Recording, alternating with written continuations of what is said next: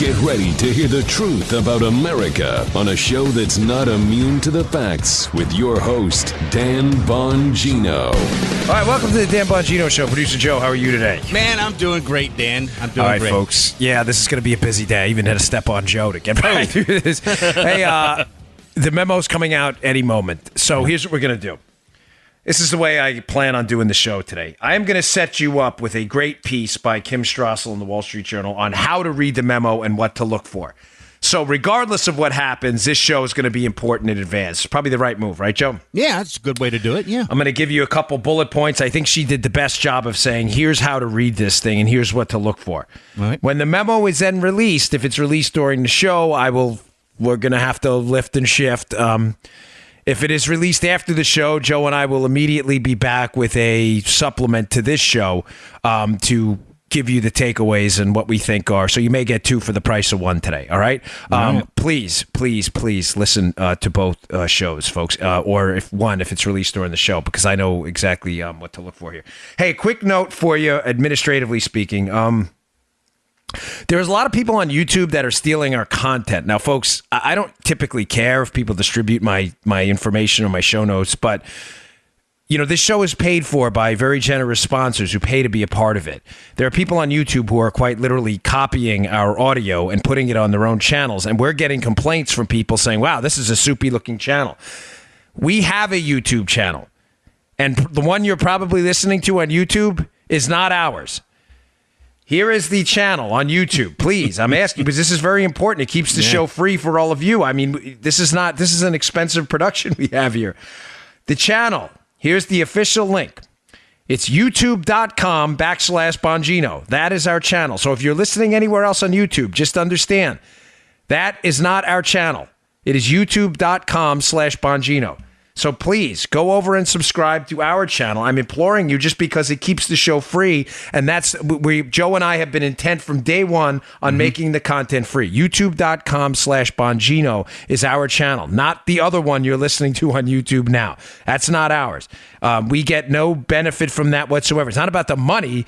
It's about being able to sell the ad to sponsors and having the sponsors being able to pay for the show. Right. So, I really appreciate you all doing that for us. YouTube.com/Bongino. All right, I've got a lot to get to today, including some unbelievable sound bites by Jim Clapper, the former director of national intelligence, refuting himself now, again, for multiple times. This guy is in a panic right now over what's coming out. All right, before we get to that, today's show brought to you by our buddies at Man Crates. I've got to tell you, this is one of my favorite sponsors. I actually got a Man Crate recently, the salami bouquet. Me too. You got one too? Yeah, I got the jerky deal. Yeah. Did you? Yeah.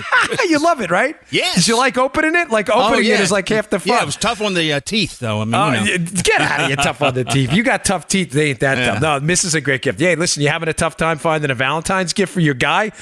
I know my wife and I go back and forth over this all the time. My wife's like, I don't know what to get you. This is the stuff to get you. Man Crates has the answer for Valentine's Day. Listen, Valentine's Day might be a cheesy Hallmark holiday, but that doesn't mean you have to get your guy a cheesy Hallmark gift, all right? Giving your guy a box of chocolates for Valentine's Day is boring. Boring. Surprise him with a heart-shaped box of delicious beef jerky, just like Armacost, the ultimate snack aphrodisiac. Introducing mancrates.com. This is the best company. The only place to find awesome gifts guys will love. This isn't some cologne sampler or cheesy mug. Man Crates offers curated gift collections for every type of guy, from the sports fanatic to the home chef to the outdoorsman. Check out the classics like the NFL Barware Crate and the Whiskey Appreciation Crate, or fresh takes on traditional Valentine's gift like the Jerky Heart or the famous salami bouquet, which I absolutely adore. Go to mancrates.com, pick the perfect gift, then wait for that magic moment. He'll fall head over heels when his gift arrives, and he gets to pry the wooden crate open with the crowbar included, which I had a blast doing. That thing, I think I did it in 7 minutes. See if you can beat me. They have thousands of 5-star reviews, and every gift comes with a complete satisfaction guarantee. Go to mancrates.com/Dan for 5% off. That's a nice discount. That's mancrates.com/Dan. They don't offer a discount anywhere else. Get 5% off right now at mancrates.com/Dan. That's mancrates.com/Dan. Folks, this is a terrific company. We love them to death. Okay, So, before we get into the how to read the memo portion, I want to do a couple of things here. The Democrats are now, again, in a panic. I say again because they've been in a panic now for months. Matter of fact, they've been in a panic since Trump won the election in an effort to cover what? Again, for the umpteenth time trying to tell you. The Obama team spied on the Trump team. When Trump got elected, they panicked. And now they have to go back and reverse engineer a crime to cover their tracks. Now, they have tried everything to try to justify this investigation, which had no business being open in the first place, folks. As I explained to you on yesterday's show, in order to swear to a warrant in court to spy on people, what you have to do is you have to prove one of two things: that there is probable cause of a crime, meaning you have to produce elements that there's probable cause that a crime was committed. And this is the investigative tactic, a wiretap you're going to use to uncover that crime. Or in a FISA warrant to tap phones or read into communications, you have to produce evidence, probable cause that that person is acting on behalf of a foreign agent in violation of U.S. law. This is important. It's important because they don't have that. They don't have any evidence of a crime, folks. They don't have it. The Manafort stuff, the Papadopoulos stuff, the Flynn stuff, that's all either process related or related to things that happened way before anybody was involved with the Trump team. None of the Manafort crimes make any mention whatsoever of his involvement with the Trump team. Are we clear on that? Now, that's important. I'm not trying to rewind the tape just to bore you. I'm rewinding the tape to explain to you the Obama team spied on the Trump team and had no evidence to do it. Now, why is that critical? It's critical because now that the Democrats, Joe, have acknowledged that they have absolutely no evidence to support this massive counterintelligence investigation into Trump, they are desperately trying to rescue the dossier. The dossier, and what's going to, I'm absolutely convinced will come out in this memo today, which we'll be discussing shortly. You are going to find out that the dossier was used in part as information in a court where someone in the FBI swore to this information as a reason to start this counterintelligence investigation to Trump and to spy on his communications. In order to do that, they now have to rescue the dossier and make it somewhat credible. You see where I'm going with this, Joe? Sure. They had no evidence. The memo is going to be exposing that the evidence they used was the dossier. Now that they're running for the hills, they have to say something. They can't just say, okay, the dossier was garbage the whole time. We knew it. We swore to it in open court. And by the way, it was paid for by the Clinton campaign. They can't do that because it's going to open them up to massive civil liability, if not criminal liability. So they are on a rescue mission from the dossier. Now, to prove to you that they were caught, okay? This is going to get a little complicated, so follow me. The chronology of events with former Director of National Intelligence Jim Clapper and his constantly changing story in the media is indicative of the panic I'm telling you about. I want to play for you first a cut, which you've heard before in the show, but we've shortened it up. We've tightened it up a bit because this is going to be good. This is going to be a clip of Jim Clapper talking to Chuck Todd. This is earlier last year, talking to Chuck Todd of NBC News and being questioned about the existence of a warrant against Trump. Now, keep in mind, right around this time, they're in a bit of a panic about the FISA warrant because it's right around the time where it's starting to leak out that this FISA warrant was paid, that the dossier was paid for by the Clinton campaign. So they think they can maybe make this thing go away and squash it. So listen to Clapper trying to cover his own butt when asked about the existence of a FISA warrant against Trump at all. Play the cut. Would that be information you would know or not know? Yes. You would be told this. I would know that. If there was a FISA court order Yes. on something like this. Something like this, absolutely. And at this point, you can't confirm or deny whether that exists? I can deny it. No!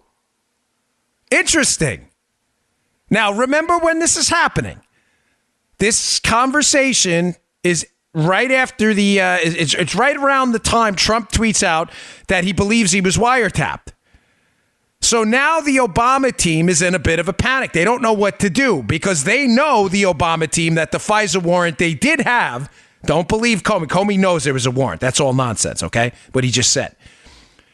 But now they know, and they're starting to panic because Trump knows, and they know the FISA warrant's based on crap. So the first thing to do is to lie about it. Just say it didn't exist. You see where I'm going with this show? Let's try. First, if we just say it didn't exist, maybe the media will be compliant and the story will go away. Maybe it'll go away. Yeah. Maybe it'll go away. So let's just be clear. Clapper, who knows the entire story, he knows about the setup of Donald Trump, which I described on the Levin show last night, where I filled in. All of these people approaching the Trump team, reporting back to Fusion GPS, getting back to Hillary, and the information getting to the FBI. He knows about this whole thing. He knows about the FISA warrant. He's now denying it. Deny, make pretend it's going to go away. Here is a recent interview with Jim Clapper with Jake Tapper on CNN, where again, Clapper's asking him about the FISA warrant. He told Chuck Todd in that clip I just played for you didn't exist. Joe, play that cut. It was too much reliant upon that and was not disclosed, and that the FISA warrant was obtained in a shady and less honest way than it should have been. Well, my experience with FISA, requests for FISA authorizations, is this is not a casual process. There's great rigor put into this, and the basis for the request must be corroborated evidence. And by the way, the FISA court is not a pushover. They're not a rubber stamp. They are, my characterization of their demeanor and the way they comport themselves is one of respectful skepticism. Come again, please? Joe, you have Natalie Portman. Are you like a crazy person? Are you like a crazy person? You just told us 2 minutes ago in our show that you were absolutely sure there was no FISA warrant. Now Jake Tapper asks you about the FISA warrant, and you go through this lengthy process describing, he doesn't deny it, Joe. So Tapper asked him about the FISA warrant. Instead of him saying, that, listen, Jake, there was no FISA warrant, he goes into this lengthy description of how the FISA warrant and the FISA process is robust and vibrant, and don't worry, there'd be nothing untoward here. Folks, this is Obama's director of national intelligence. This is one of the few people in the federal government who is aware of all of the compartmented information, all of the intel streams, who collectively understands the entire scheme to set up Trump. Now, you're probably asking, why is he changing his story? He's changing his story because now the memo's coming out, and it's obvious that their efforts to lie about the existence of the FISA warrant, I just played it for you. Those are Jim Clapper's own words. They're not Dan Bongino's interpretation of Jim Clapper's own words. Jim Clapper categorically denies the existence of a FISA warrant. He is now explaining away months later. Strategy number one for the Democrats was deny the existence of this thing altogether. We did not tap the Trump team. Why? Because they knew what they were doing was not based in criminal rules of procedure or FISA warrant rules of procedure. They had no evidence. They spied on an innocent American citizen with no evidence. They had Zippo. Nothing. First deny. Deny, counter-accuse. What was the counter-accusation, Joe? Collusion. Look, Trump colluded with the Russians. Pay no attention to the spying scandal. Only the biggest spying scandal in American history. Now, Clapper, who's realizing he's liable in this as well. He is in a panic. He does this interview with Tapper just recently. Now he realizes they're going to have to acknowledge the FISA warrant exists. Why, Joe? Because the memo's coming out. There's going to be no denying it. Facts are not partisan, folks. Either the FISA warrant exists or it doesn't. You understand, folks, this is easy to prove. We can have legitimate political arguments about abortion, about firearms, the Bill of Rights, whatever it may be. There are a lot of opinions here and there. But facts are facts. Whether you're a Democrat or Republican, Joseph, that FISA warrant exists to spy on the Trump team or it does not. And now Jim Clapper knows that his lies that he told to Chuck Todd are not going to stand when the memo is released. So now the effort, listen to that cut again, rewind the tape a little bit. Now the effort is on to rescue the dossier they previously denied existed at all. Because if they cannot rescue the dossier as a semi-credible document, Joe, what does it prove? What I've told you from episode 628 on. The Obama team spied on the Trump team with absolutely no evidence at all. You only have the biggest scandal in American history, folks. You think I made all this up? I'm using their own words. Now, I have another portion of this. One final cut of Jim Clapper. Keep in mind, the Obama team spied on the Trump team. They had no evidence. Clapper knows all of this. Clapper first tries to deny and counteraccuse. Oh, there's no FISA warrant. Russian collusion. Look, Trump did it. He now knows he's going to have to acknowledge the existence of it. So what does he do first? This guy is a savvy dog. First, he tries to rescue the FISA process, saying, oh, no, here's how the FISA warrant really went through the process, trying to rescue the process, giving it credibility. Because now he knows it exists, and he better because, Joe, if he doesn't rescue its credibility, the Obama administration's credibility goes down the tubes because they knowingly use false evidence. So he's got to somehow rescue the process. So step one was the process. The FISA process is very complicated, Jake. This is how it works. In other words, look, we weren't dumb. Maybe somebody tricked us, but we tried, and the process was legitimate. It wasn't. But part two of this, the sound cut we have here, is even more fascinating. First, he tries to rescue the FISA process. Now, Clapper's trying to rescue the dossier, knowing that now they can't run from it, that this memo is going to show conclusively that they used the dossier in the process. So, folks, just to be crystal clear, Clapper needs to rescue the process first so he can blame the process. You know what I'm saying, Joe? Yeah, he could say, in other words, you know what? It wasn't our fault. We went through a rigorous process and we just got screwed in the end. They did not go through a rigorous process. They had no evidence. He's trying to lose you in the mechanics and complexity of it. Oh, it's very rigorous. Look what happened. We went through all this stuff. There had to be something there, Joe. The process was strong. But he also has to engage in part two, which is rescuing the information involved in the process, which is the dossier that we all know is fake. He now has to give it even the slightest air of credibility.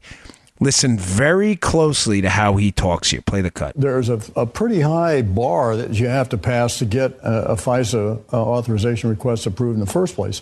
As I understand it, this was simply an extension of the original FISA request, meaning that, or implying that apparently there was information that was considered valuable that was being obtained via the initial FISA request.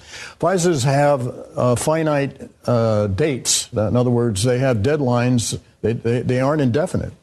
So when the time of was up for the initial FISA request, then it was time to get an extension.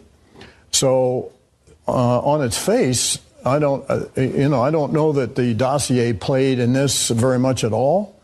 It could be considered corroborating. And by the way, although we did not include the dossier in our original intelligence community assessment that we published last January, You included a summary as an annex. But it was separate from it because we couldn't validate the sources in it.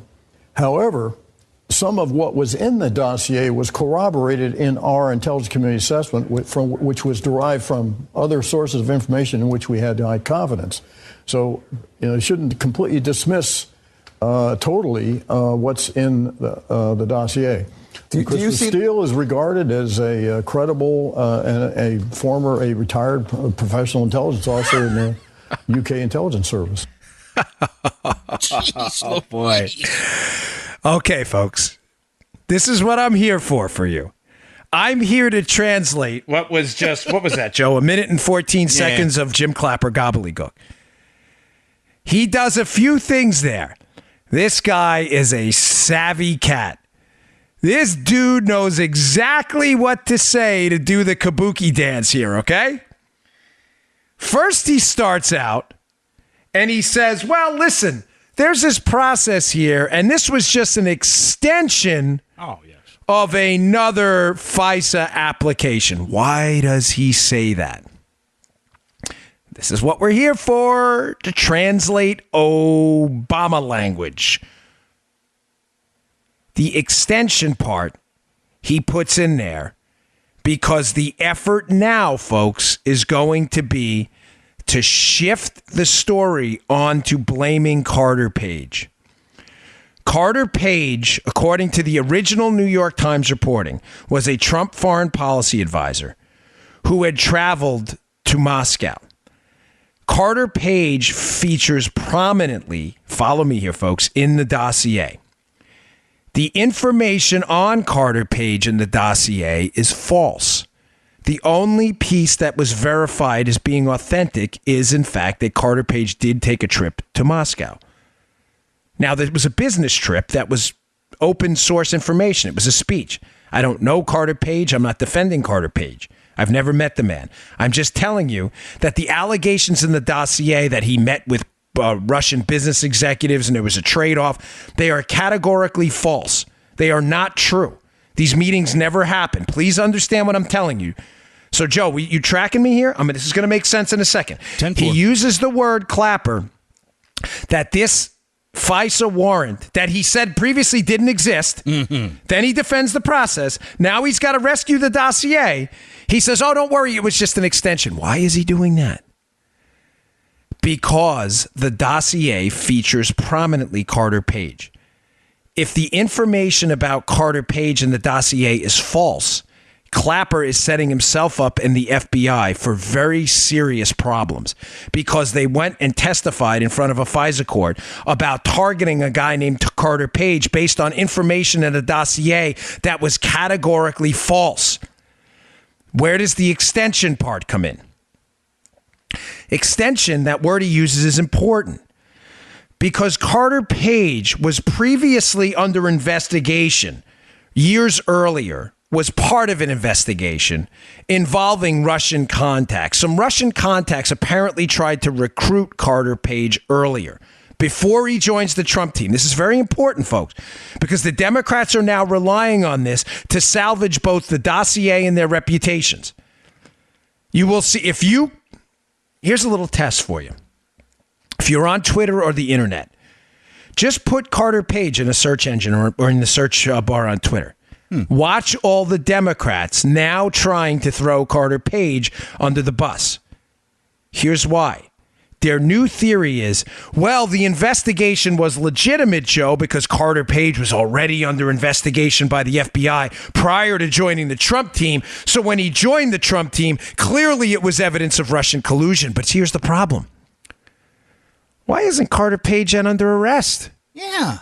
If Carter Page was a Russian spy, folks, and the FBI had been working him in some complex investigation for years, why isn't Carter Page under arrest? Why is Carter Page out there on cable news doing all kinds of appearances?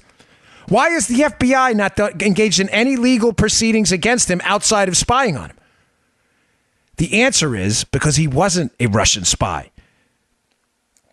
Apparently, the Russians thought he was an idiot.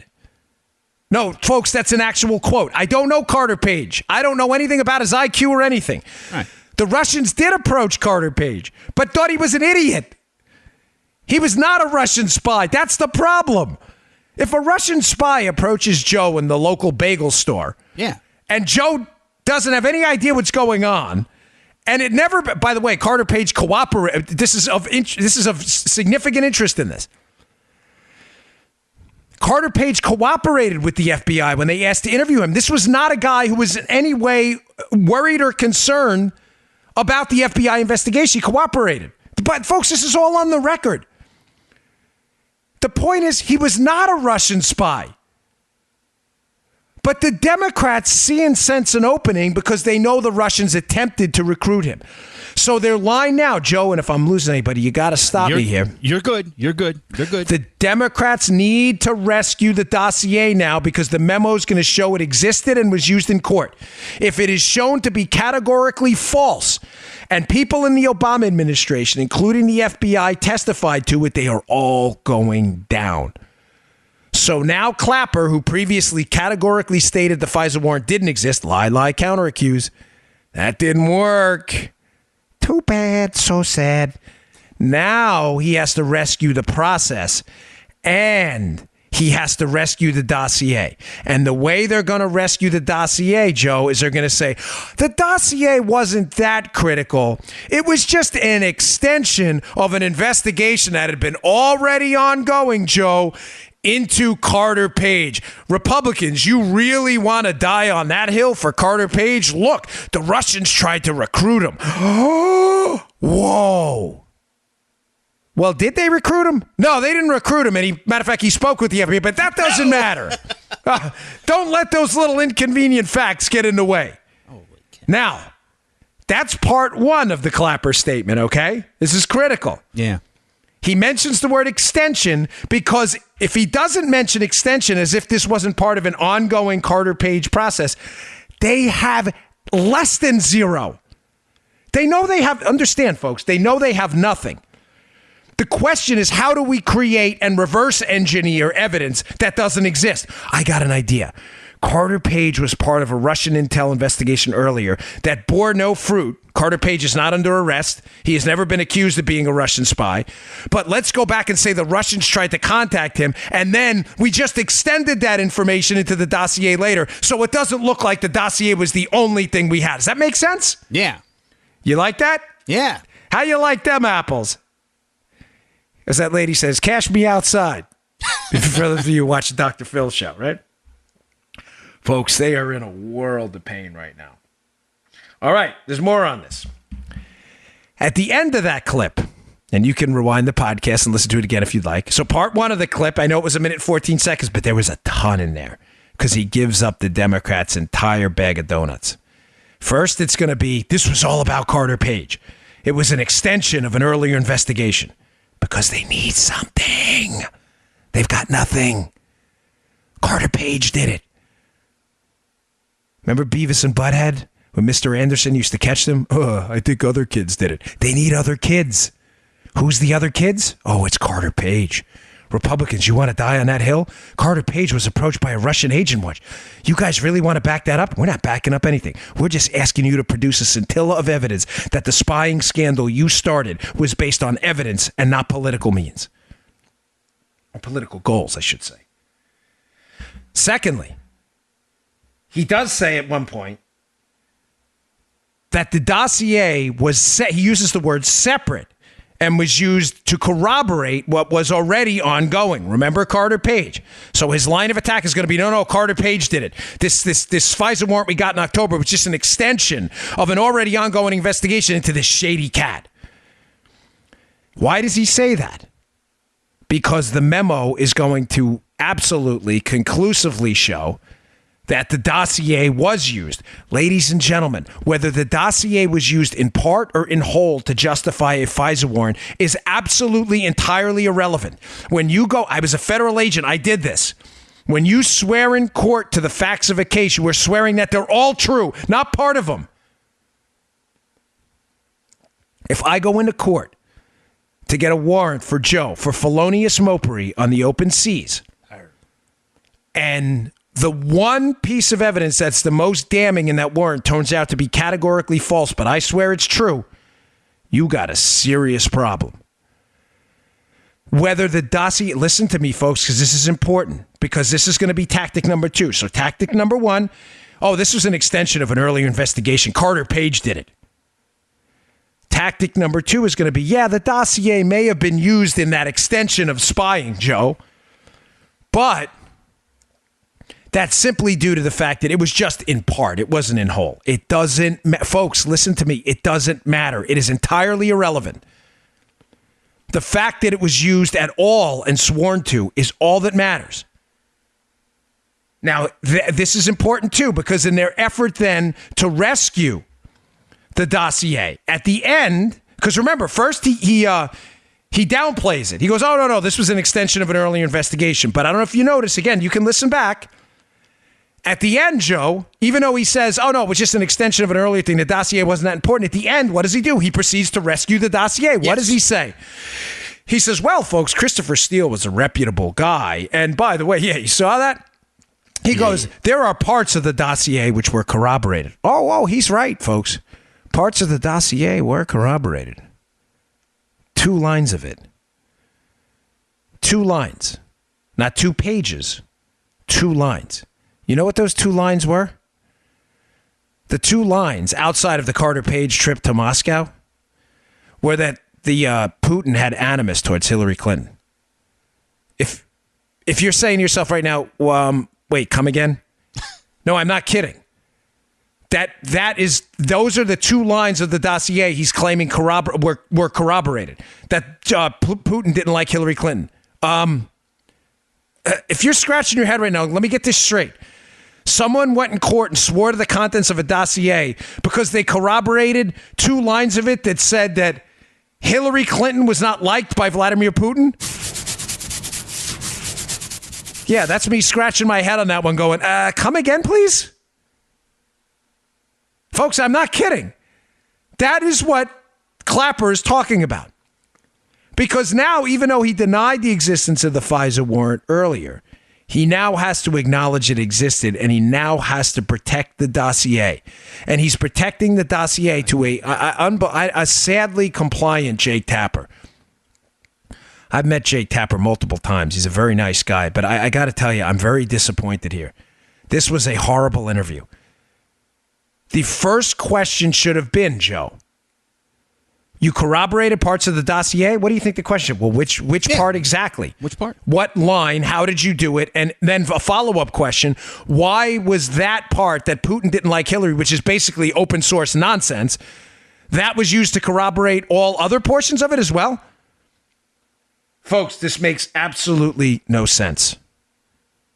Keep in mind, here's what's going to happen going forward after this memo is released today. They're going to blame it on Carter Page. They're going to say this was an extension of an ongoing investigation, although there's no evidence Page was a Russian asset at all. None. He's not under arrest. As far as we know, he's not currently under investigation. He hasn't been prosecuted. He hasn't been charged. And he cooperated with the FBI. I don't know the guy. I only know the facts.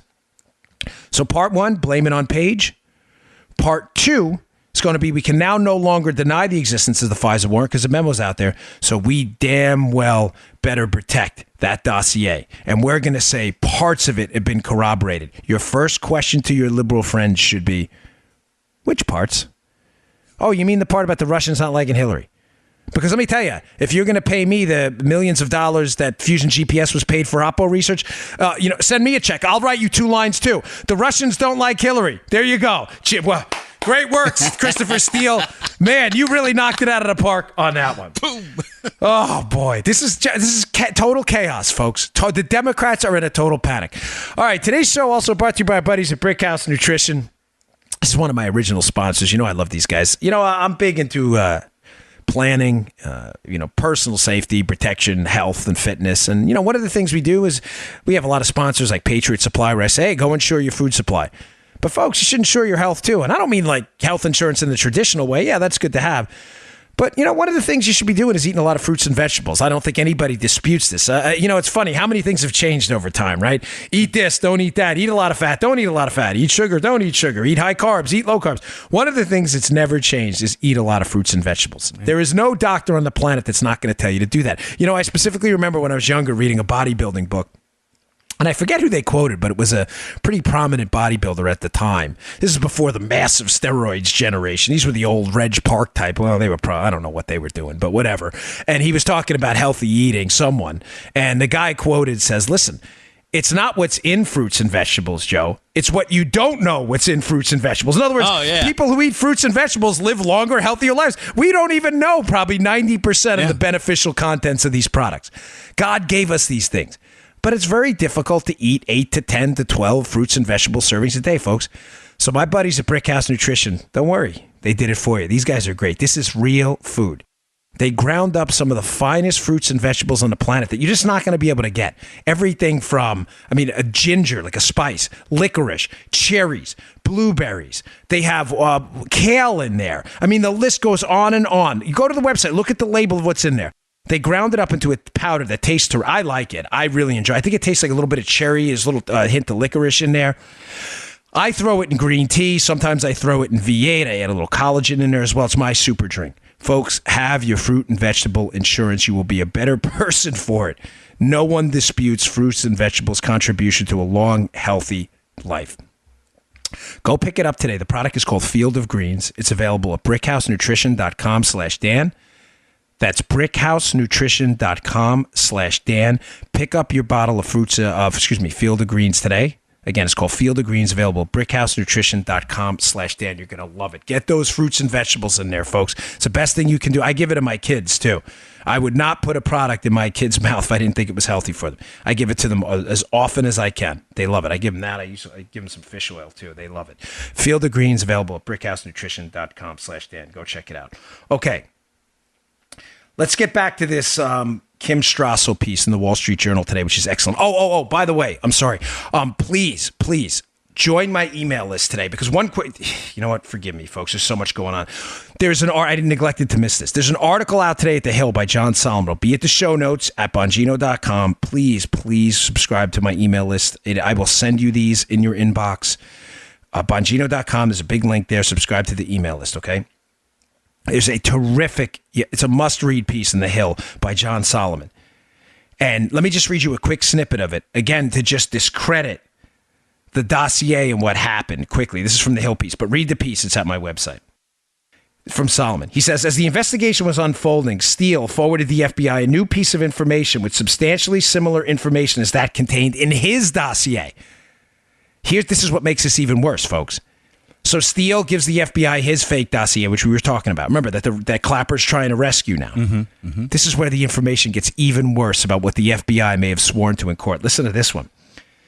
The FBI learned that information came from a private investigator. This is the additional information Steele's sending in addition to his dossier, folks. The FBI learned that information came from a private investigator with long-time ties to the Clinton inner circle, according to sources familiar with the evidence. The sources declined to provide the private investigator's name, though British papers have suggested a Clinton supporter named Cody Shearer may have offered Steele information about Trump and Russia. Do you see what is going on here? Oh, crap. You're darn right. So now, wait, let me get this straight. Now the Bureau may have sworn in court to not only ban information from a former British spy, where the only thing they could verify in his information was that Russia doesn't like us, but now they may have sworn in court to information given to them by a known Clinton ally? Oh, read this piece in The Hill. It's going to blow you away. It'll be in the show notes today. Email it right to your inbox if you subscribe to my list there. Okay, getting back to this. Sorry, folks. There's just so much going on right now. All right, wait. What more stories? I know I'm driving you crazy. But we're not patting ourselves on the back by doing this. I'm just trying to establish some kind of a chain of events. A couple of episodes ago, while we've been covering the Obamagate chronology here, I said to you that the next big shoe to drop, let's say, is going to be the discovering, hopefully, and the release of the Obama emails. Joe, remember me telling you that Obama and Hillary emailed each other? That's not in dispute on Hillary's private account.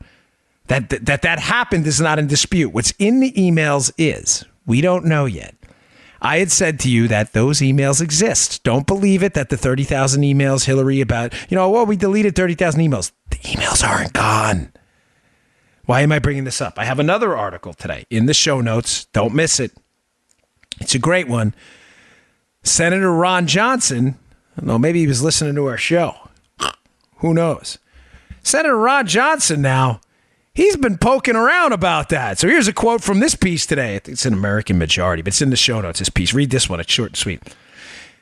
They say, well, Johnson may get the last laugh. He is now widening the search of communications from top FBI officials, including former Director James Comey. Remember on yesterday's show, folks, where I told you Andy McCabe's emails and texts may be the most fascinating of all, as well as demanding emails sent between President Barack Obama and Hillary Clinton when the then Secretary of State was in Russia. Oh, boy. Somebody's listening to our show. Mm-hmm. where somebody's listening to our show and passing that on. All right. What did I tell you? I told you that was going to be the next DEFCON 6,472 explosion when the Barack. I sometimes people even, that's not the way the DEFCON's. I know it's a joke. I get it. But it's still funny. I think It is. that is going to be the next explosive development in this case. So somebody's listening. All right. Finally, moving on. Sorry about that, folks, but this is really important stuff, and I have a lot of information to get to you. How to read the memo today, because we'll be back in a little while. Kim Strassel's piece is excellent. I can't put it in the show notes because it's subscriber only, and people just go crazy. They send me emails. Stop sending me stuff I have to subscribe to. It's all right. I'll just read through it then, and we'll make it real. They do. They go nuts about it. I don't blame you. Okay, first, she says, listen, look for the rationale. This is a critical point. They have great synopsis. Joe, the great point she makes here is if the memo describes the rationale for opening this investigation into Trump as simply being this drunk conversation in a bar between Papadopoulos and Alexander Downer about the Russians having dirt on Clinton, we got a serious problem. Yeah. Drunken conversations in bars happen all the time, folks. The question is, do they all lead to significant counterintelligence investigations against presidential candidates? In other words, what was the rationale for spying on Trump? That's all you got? That a backbencher, third-rate foreign policy team guy was in a bar drunk in London and said the Russians may have dirt on Hillary? So you start a counterintelligence investigation into Trump? If that's the best rationale you've got, we're in trouble. So while reading the memo, look for the rationale and the reason they started this investigation. Secondly, tools and evidence. Now, I kind of hinted at this before. When they say tools and evidence, look for the tools and evidence used to gather, the tools used to gather evidence in the investigation. In other words, was the dossier a tool or was it evidence? And was the dossier used in part? Did they acknowledge it was used in part, or was it the entire basis for the FISA warrant? Okay. I told you before, and I mean to sound, it doesn't matter. The bottom line is they swore that it was true. But look at the tools. Was FISA warrants used? And in that FISA warrant, was the dossier part of that? And was it in part or in whole? You see where I'm going with this, Joe? Yeah, I sure do. Mm-hmm. Third, look for material omissions. In other words, did the FBI swear in open court to information that they knew was being provided by someone working for Hillary Clinton, i.e. Christopher Steele and Cody Shearer, who I just told you about before, a longtime Clinton operative? Were they feeding information to the FBI? If they were, this is important. This is the omissions part. Look for the omissions. Did they not tell that to a FISA court judge? Holy Moses, if they didn't tell that FISA court judge, or that FISA court series of judges, I would be really pissed off. Let me get this straight. If I'm the judge, you walk in my court, you give me a basket full of information paid for by Democrat operatives, and you don't tell me that that's where it came from? Now you see why people are panicking? You think there may be some civil liability here, some jobs lost, potential criminal prosecutions? Don't know. You don't have Macho Man, do you? We haven't heard him in a while. Gosh, we got to get him back, Joe. We got to rescue him. Oh, yeah. This is going to be one of those moments. Okay.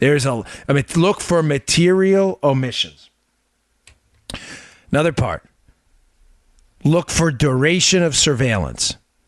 This is where it relates to Carter Page. If the memo includes the duration of the surveillance, how long did this go on? Folks, I just told you, I don't know Carter Page. I've never met Carter Page. But if Carter Page is now the impetus for this, because remember, Joe, the Democrats are trying to rescue this process. Oh, no, Carter Page did it. There was an investigation before. What did the investigation turn up? Oh, nothing. Well, now this is where Strassel, in a brilliant piece, says, well, what was the duration of the surveillance then? In other words, if the extension, Joe, is your key argument, this was an extension of a prior investigation, well, how did you keep extending it? What was the duration of the surveillance if you didn't find anything?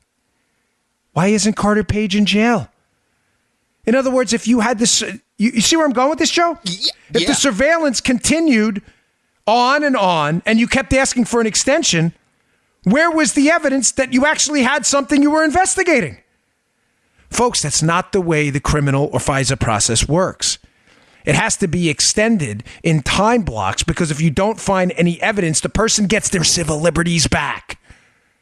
They don't have to be spied on anymore. What was the duration of the surveillance? How long were you spying on Page? And if you didn't find anything, why did you keep going back to the court? Is it possible you weren't looking for Page at all? You were just using Page to get into the Trump team? Finally, this is my addition to this. But she alludes to it too. I don't want to take credit for it, but I want to be very specific about this part. Who verified the asset? Christopher Steele was an asset to the FBI. That's jargon inside baseball talk for basically a source for the FBI. There is a unit within the FBI, a unit that verifies assets, Joe. This is very important.